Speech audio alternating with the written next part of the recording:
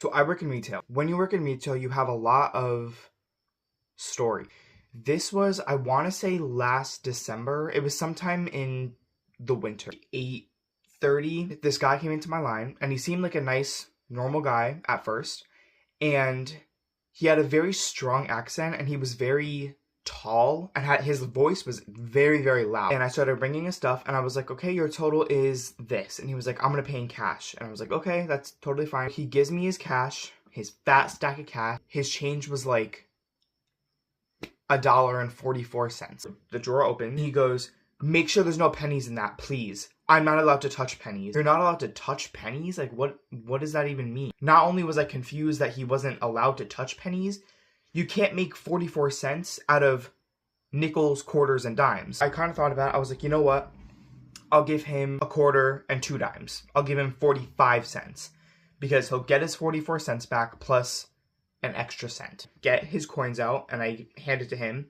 I hand him his dollar bills first, and then I'm about to hand him his coins, and he like reaches out his hand and like pulls it away fast and goes, please make sure there's no pennies in that. It's strongly against my religion. I cannot touch pennies under any circumstances. So I show him, I hold my hand out, and I'm like, look, there's no pennies, nothing. There's no pennies here. He's like, okay.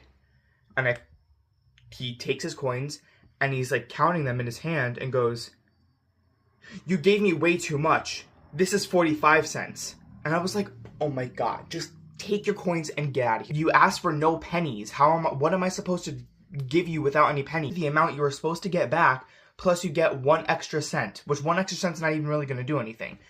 I gave you your amount back. Like, what else do you want me to do? He goes, just give me a quarter, dime, and a nickel. Give me 40 cents.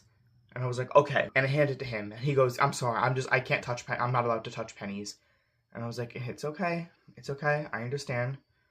I didn't understand, though. And I'm like, have a good day. And he just looks at me and then turns around and walks away. I get in my car later after my shift is done, and I look up, like, what religion, like, isn't allowed to touch pennies. The thing that I was looking for was, like, there is no religion that does not allow you to touch pennies. I don't know if he had some, like, traumatic experience with pennies and is just making up the fact that his religion says you can't touch pennies, or if he's, like, allergic to pennies or something. I have no idea. I should make this a series at this point.